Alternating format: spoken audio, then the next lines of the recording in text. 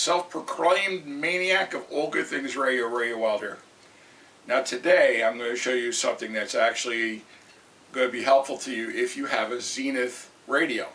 And it doesn't matter if this is more for if you have the console or maybe you have a Waltons. Remember that TV show, The Waltons, and they had that little Waltons radio in there? Well, I'm going to show you how to change a dial belt. I have my own personal 9S262 from 1938 in front of me on the bench. And what I'm going to do is I'm going to change the belts. There's two belts on my radio.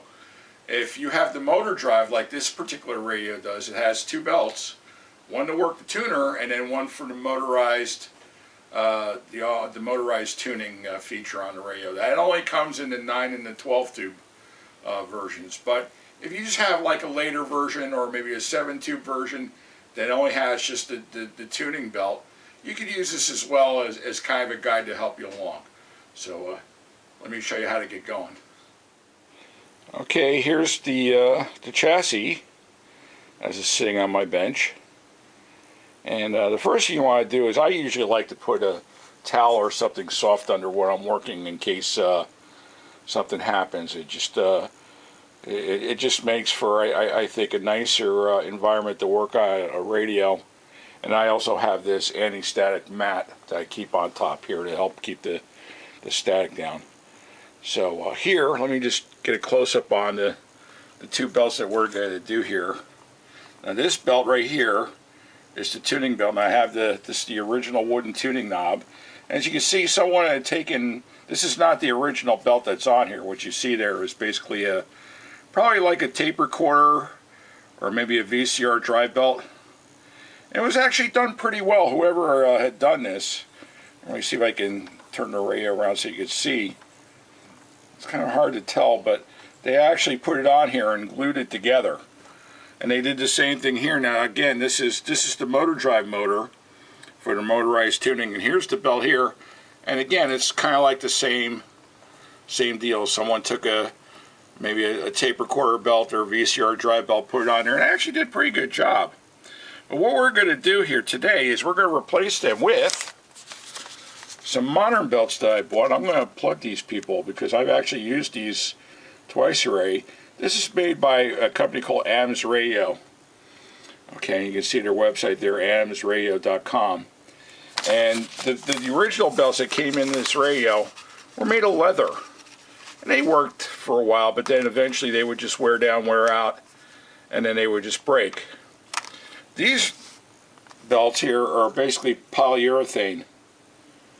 And the ones that I've been using in other people's radios that I've worked on, they actually work really good. And for you purists that, you know, when you're tuning and you'd say to yourself, you see that, what about lash? I've used these and there's actually no lash whatsoever on these. So I have one of these that's going to go on the motor drive, and then I have the other one that's going to go on the tuner. So let's get started.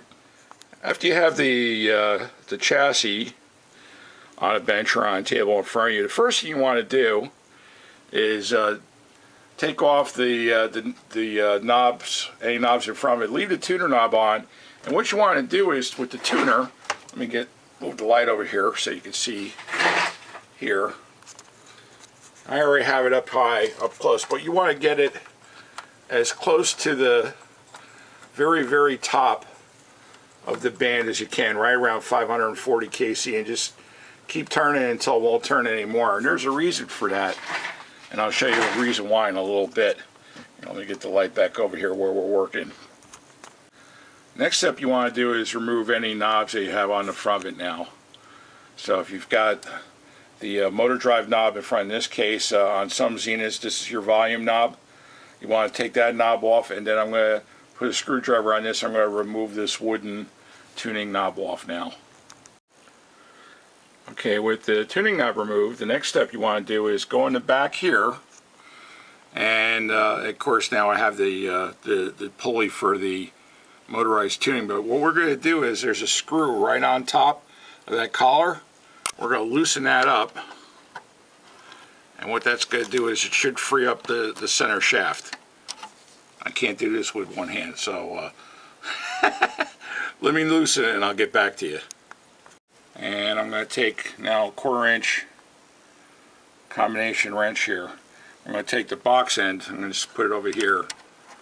Let's see if I can turn it, loosen it that way. Yep, it loosened right up, real nice and easy. Okay, the next thing you want to do is you want to loosen these guys up right here. Now this side here, there's literally 2 screws here. There's one here and one on top. We're going to loosen both of them up, and then the 2 screws for the motor drive. You should be able to grab this end here and pull out, and you'll see the whole thing's starting to move. You see how it's just kind of pulling away from that? That one's still a little hard, but we'll work on that. Actually, we may not even, well, yeah, we will have to take that out because so it's probably just on a burr. But this whole thing will come out now, and maybe what you could do is before you handle out, you could just go ahead and just loosen up the belts like I just did here for the motor, and then do the same thing with the tuner, and then gradually pull out the copper shaft and then grab these, because otherwise you're just going to fall down inside the radio. What I had to do was, to get that out of there, I just took my pliers and went up against this right here, and I just kind of pulled on the shaft a little bit at a time, and then I was able to get it out. I think it was just hung up on a burr. Okay, that was pretty easy, huh? So now I've got the shaft that's out in front of me. Now, what I want to do is, now that I have this out, before I put it back in, what I want to do is I want to clean and lubricate. I'm going to take this out. Slides real easy. What I want to do is kind of clean this off a little bit.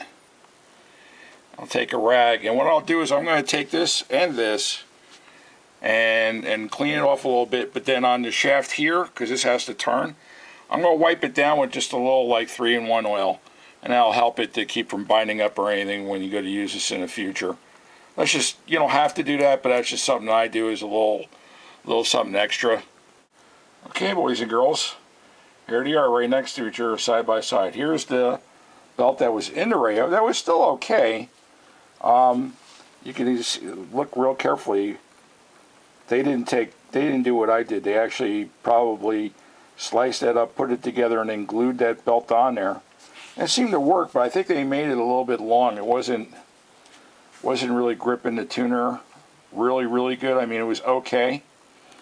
But with the new one, once that goes on there, this is going to be the 3rd one I've put on radio. These things work really well, and I think you'll be happy. And then over here, let's move them over here. You see here on the left, that was the belt that they had for the motorized tuning. And then here's our new Adams belt, neoprene belt that we're going to put on there. That's going to work the motor for us. Okay, I've started to do the reassembly now. I've put the center shaft back in this brass shaft, and I've also taken the liberty of already putting the new tuner belt on, and I snaked it through there and got it on that pulley. Now this radio is a little tough because on top of the tuner or the bread slicer there's a cover. So what I did was I actually used one of these like these are nylon alignment tools. I just kind of put it in here and I pushed it up against the pulley to hold it in place. So it's not that easy as I'm saying, but it's still not that hard though either. Okay, now I have to put the other pieces on here. Now here's a washer, and then got this piece that actually has the.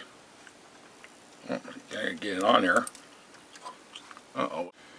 Okay, now I can get this back together. This piece here has a little bit of a slot here, so there's a bushing that goes in here, and then this piece goes on top of that. And this has that screw that I had to loosen up. I'm just going to do this by hand so it just doesn't fall apart on me. So that's just hand tight. And then you've got this piece that locks everything up. So now you slide this down, and all this has to go over the belt. So what you do is carefully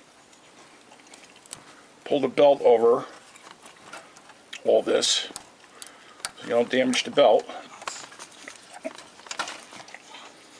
There we go. Whoops. Knocked the camera over though. And actually I went too far. I just need to get it into the slot.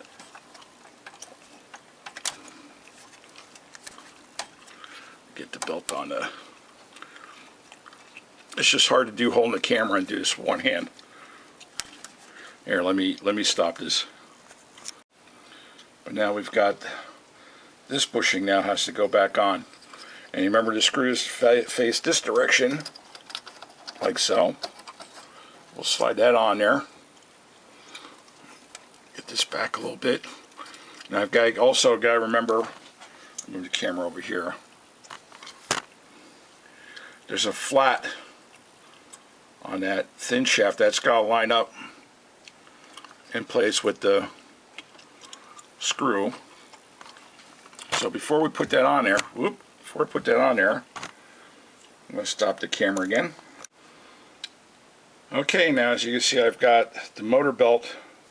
Now that's in place. Now all I have to do is, first of all, I want to get the center shaft tightened up again, so I need to tighten this screw where I got my index finger. Tighten that first, and then tighten the two screws for the motor drive belt pulley. Once I've done that, then I come over here. This guy get just back a little bit, like right about there. There we go. Like I said, you can eyeball it to get it right. Just like that.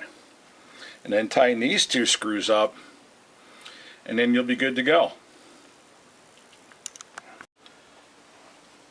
Okay, let's put it to the test. Let me crank it up here. We'll really give it the effect here. Ooh. How well you can see that.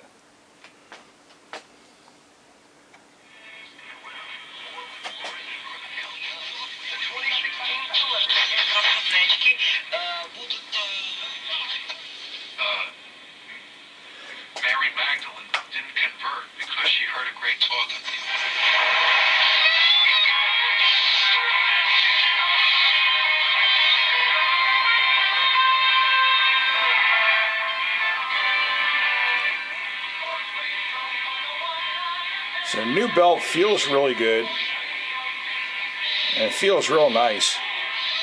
I really like that. Let's try the motorized tuning. Wow.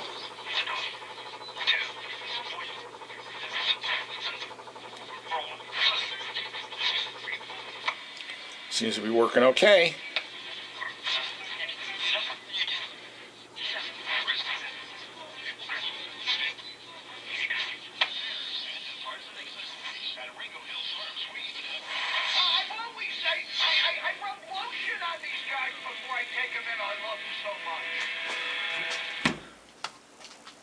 Alright, so there you have it. Dial belt replacement on a Zenith. Hey, don't forget this Sunday, Valentine's Day, take care of your sweetie. Take care, everybody. Bye! Hi, boys and girls, it's me. And today I'm going to be showing you how to make homemade lasagna, making your own pasta. We're going to show you how to make an engine powered by Mentos and Coca-Cola, and doing it from the comfort of your own basement. I don't think so. Hi, boys and girls, it's me. Hey, and today we're going to do something really cool. We're going to show you how to basically develop 108 octane gasoline for your hot rod by using just raccoon feces and weapons grade plutonium, and all done from the comfort of your basement. Hi, boys and girls. Hey, it's me, the self-proclaimed maniac.